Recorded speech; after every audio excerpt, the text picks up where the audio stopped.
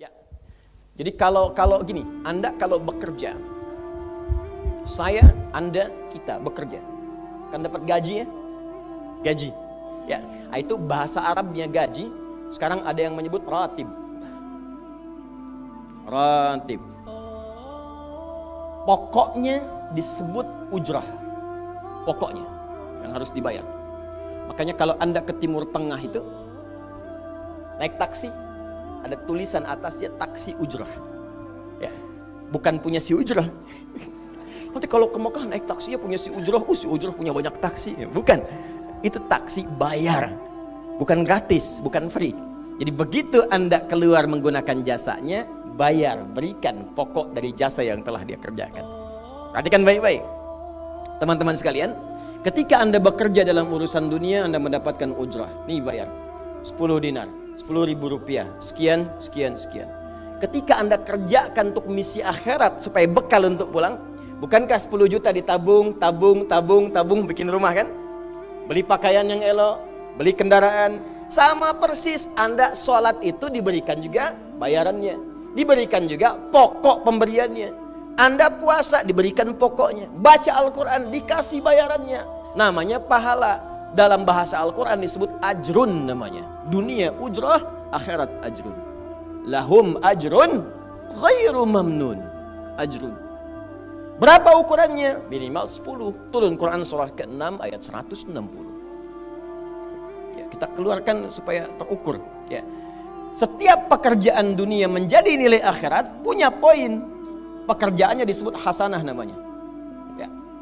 Amal solehnya disebut hasanah. Siapa yang mengerjakan di dunia pekerjaan punya nilai akhirat, amal soleh namanya hasanah. Setiap hasanah punya poin 10. Man jaa bil hasanati falahu asyru amthaliha. Siapa yang mengerjakan perbuatan di dunia dan punya nilai akhirat, bekerja dikerjakan karena Allah mencari yang halal. Tuliskan poinnya. Salat, tuliskan poinnya. Setiap pekerjaan 10.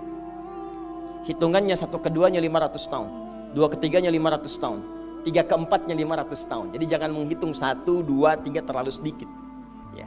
Di hadis Muslim saya sering katakan ke masjid saja dapat 25 poin baru nyampe. Jarak 1 kedua 500 tahun. Jadi kalau ada yang tidak sholat dalam sehari, 1 kali sholat kehilangan 10 pahala kali 500 tahun. Dia kehilangan pahala 5.000 tahun. Ya, dosanya berapa? Nah, makanya sering kita bermohon begini, ya Allah, jadikan semua perbuatan duniaku punya nilai akhirat supaya ditampakkan di akhirat.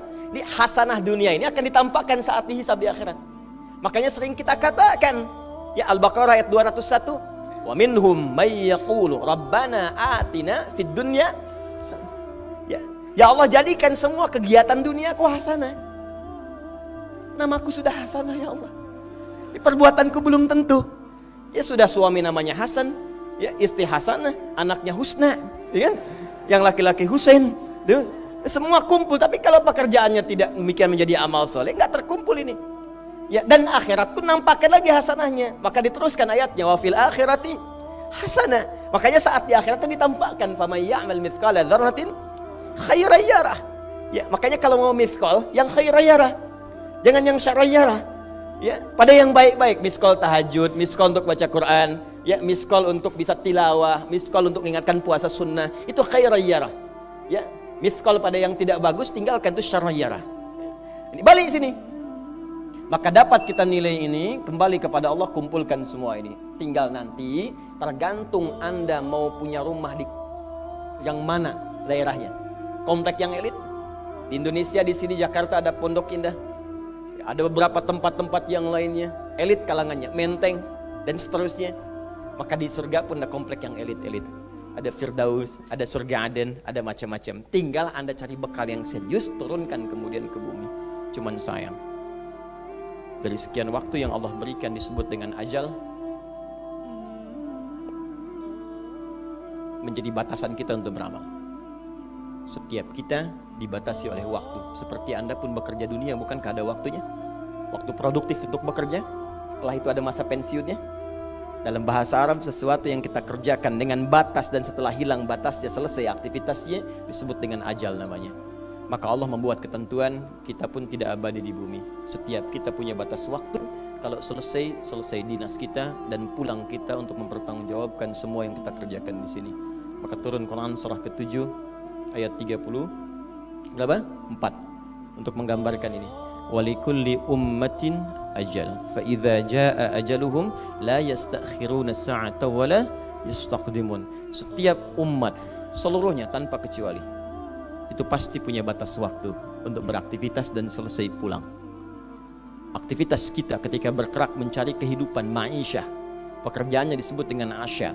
Diingatkan kalau harakat fathah turun ke bawah kasrah artinya selesai harakatnya, hilang pekerjaannya. Dari asya menjadi isya. Setiap hari diingatkan kita dengan salat isya. Hei, seaktif-aktifnya Anda, sesibuk-sibuknya akan selesai semua itu dan semua kita akan pulang. Bukankah setelah isya kita terpejam? Itu kan latihan. Makanya dalam doa saat akan tidur jadi disebutkan bisikallahumma amutu wa ahya. Ada riwayat lain ahya wa amut. Riwayat populernya amutu wa ahya. Mungkin malam ini saya pulang, saya meninggal. Makanya saat kita bangun dari tidur kita ucapkan alhamdulillahilladzi ahyana ba'dama. Ada maknya, sementara aja. Satu saat mungkin pulang. Kita nggak tahu di bagian mana yang tidur itu mengakhiri kehidupan kita saat kita pulang. Karena itu serius. Ada saatnya kita pulang. Nah teman-teman, ternyata sudah tahu akan pulang pun masih ada yang tidak memanfaatkan waktu dengan baik. Tanyakan pada setiap manusia ya, dari detik ini, dimulai dengan diri kita. Kita manusia kan? Tanyakan pada diri kita, Anda wafat tidak? Anda pulang tidak? Anda meninggal tidak? Kalau sadar pulang, maka cari bekal yang baik. Berarti Allah benar kan? Kata Allah setiap kita akan wafat. Kullu nafsin dha'iqatul maut. Setiap yang punya jiwa meninggal. Bahkan dikasih informasi jelas kok. Yang bawa maut disebutkan namanya malakul maut. Quran surah 32 ayat ke-11. Qul yatawaffakum malakul mautil ladzi wukkila bikum. Disebutkan. Bayangkan ya, kurang jelas apa lagi? Disebutkan punya waktu namanya ajal, akan wafat disebutkan, yang bawa wafat kematiannya disebutkan malaikatnya. Cara wafatnya disebutkan, Quran surah 89 ayat 27 sampai 30. Ya ayyatuhan nafsul mutmainnah, itu yang tenang, yang dahsyat dipukulin malaikat juga ada. Ya, Quran surah 8 ayat 50 itu ada sambil dipukulin malaikat. Ya. Maaf teman-teman sekalian, ini sudah jelas semuanya. Jadi aneh manusia itu. Sudah tahu akan meninggal, tahu ada kenikmatan, ada siksaan, tahu ada surga, ada neraka, tahu ada kenikmatan kubur, ada siksa kubur. Kenapa masih main-main juga? Kenapa nggak dimanfaatkan? Dan dia tahu ada yang menyolatkan, ada yang disolatkan. Apa nggak sempat terfikir ketika Anda wafat siapa yang menyolatkan? Bukankah yang paling indah yang menyolatkan orang yang selama ini kita rawat? Anak yang pernah dikandung, diberikan ASI, dirawat-rawat. Anda menyiapkan apa gitu? Kita menyiapkan apa? Sayang-sayang investasi keluar banyak ketika wafat gak bisa berlaku apapun. Bahkan ada yang sebelum wafat pun sudah dibuang dari keluarganya. Waliyadzubillah. Nah, sekarang dari sekian kegiatan aktivitas kita, berapa yang sudah punya nilai di mata Allah menjadi amal saleh? Sekarang kita ukur. Ya, sekarang kita ukur. Pelan-pelan sebentar ya. Ini rata-rata usia berapa tahun? Oh baik. 40 tahun ke atas ya. Ya. Walaupun atasnya mungkin agak banyak, atas gitu ya, bagian. Nggak apa-apa. Fokus sini ya. Edisi kali ini fokus saja. Biarkan saya yang datang, terangkan, tulis, hapus ya. Antum simak aja lah, simak, tulis dengan baik, mau ketawa-ketawa sudah masuk surga alhamdulillah. Udah cukup dengan amin, lihat dulu. Ini saya sering sampaikan, ini kita kasih batas standar di Al-Quran aja lah, 40 tahun misalnya. Ya, standar keseriusan beraktivitas. Ya, lihat sini. Konon dalam sebuah penelitian sederhana, manusia itu kalau dihitung-hitung aktivitasnya setengah dari usianya, itu umumnya walau tidak semuanya teralokasikan untuk tidur, beristirahat, tidur.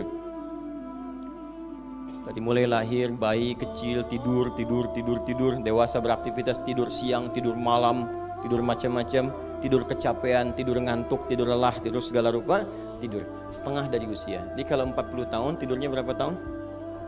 20 tahun. Baik. Sisanya beraktivitas, ya. Nah, itu berapa tahun? 20 tahun. Jadi di sini kalau kita hitung, ya kalau beriman, alhamdulillah kita sholatnya, puasanya, baca Qurannya, tapi juga kerjanya, tertawanya, candanya, macam-macamnya 20 tahun. Dari 20 tahun ini, berapa yang jadi aktivitas ibadah? Yang jadi ibadah berapa? Ya, jangan terlalu pesimis, ya ambil 10 tahun misalnya. 10 tahun ibadah. Nah, jadi di sini adalah sholatnya, baca Qurannya, puasanya, dan sebagainya, sedekahnya, infaknya. Apakah semua ibadah itu langsung diterima? Belum tentu. Syaratnya ikhlas. Wa ma umiru illa liya'budullaha mukhlishina lahuddin. Quran surah 98 ayat 5. Pertanyaannya, dari ibadah yang kurang lebih 10 tahun ini, berapa tahun yang ikhlas? Ya, ambillah tengah-tengahnya 5 misalnya kan.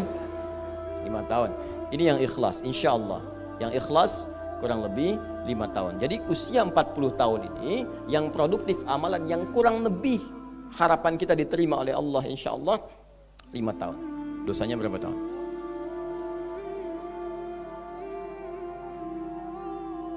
Dan masih bisa tertawa. Dan masih mengharap surga. Masih ingin ke surga Firdaus. Masih ingin mendapatkan segala hal yang istimewa. Sementara kita sadar, gini caranya begini. Coba ucapkan dengan kalimat yang lantang bahwa Anda tak punya dosa. Kalau tak mampu, berarti punya dosa. Ucapkan Anda sudah siap ke surga. Kalau tak mampu, amalnya masih kurang. Jadi kalau sudah merasa amal masih kurang, dosa banyak, terus masih main-main juga. Sudah tahu usia sudah di atas ini, ada yang 50, 60 tahu, waktunya sedikit. Yang kemarin-kemarin banyak yang sia-sia. Jadi kalau yang kemarin-kemarin kurang, masa sisanya masih dikurangi juga? Anda 40 tahun, 50 tahun, 60 tahun. Sekarang anak 4, 5 tahun, bahkan matanya buta, ada laki-laki, ada perempuan, sudah jadi penghafal Quran. 5 tahun hafal Quran. Belum baligh. Dan berharap punya bekal di hadapan Allah. Kemarin sahabat saya, Syekh Ali Jabir, ya, datang ke Bekasi. Cerita tentang Kaila, anak 5 tahun, mata buta. Murajaah hafalan Quran sehari 5-7 juz. Dikatakan oleh beliau, Kaila, apa nggak capek terlalu banyak? Kamu kan punya uzur di hadapan Allah. Allah maha memahami keadaan kamu. Apa nggak lelah? Saya malu justru kepada Allah kalau kurang daripada itu. Anak 5 tahun mengulang hafalan Quran setiap hari 5-7 juz. Dan malu kalau kurang di bawah itu sebagai bekal untuk menghadap Allah. Anda diberikan kesempatan sampai lebih daripada 50 tahun. Lebih daripada 40 tahun. Lebih daripada 20 tahun. Dan sampai kesempatan itu sampai hari ini pun untuk baca pun belum punya waktu. Dan Anda mengharap surga, Anda siapa?